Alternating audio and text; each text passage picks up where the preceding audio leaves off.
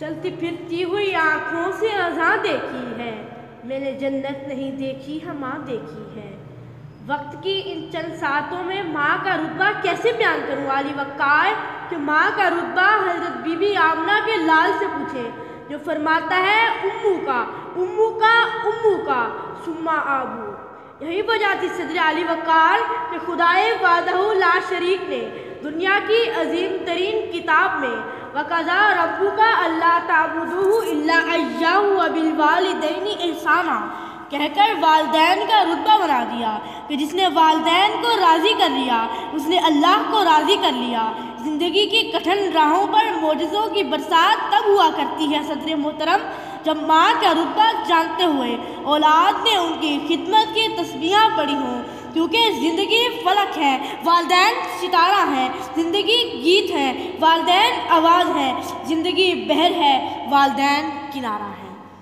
مگر صدر محترم جب جدت کے پجاریوں کی جنتیں سڑکوں پر اور انہیں جنتوں کے دروازے اولڈ ہوم میں ملنے لگے تو یہ فضا پکار اٹھتی ہے کہ خدا را قدر کیجیے ان ہاتھوں کی جن ہاتھوں نے تمہاری بنیادیں مضبوط کرتے کرتے اپنا شباب تمہارے شباب پر قربان کر دیا۔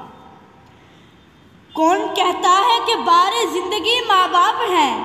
میں تو کہتا ہوں کہ ہر گھر کی خوشی ماں باپ ہیں۔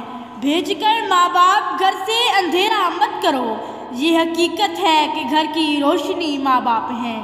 اپنے بچوں پر جنہوں نے کر دیا سب کچھ فدا، اب تو سمجھو دوستو کتنے سخی ماں باپ ہیں۔ خلد میں وہ شخص تو ہو نہیں سکتا کبھی جس کی نظروں میں ہمیشہ اجنبی ماں باپ ہیں، جس کی نظروں میں ہمیشہ اجنبی ماں باپ ہیں۔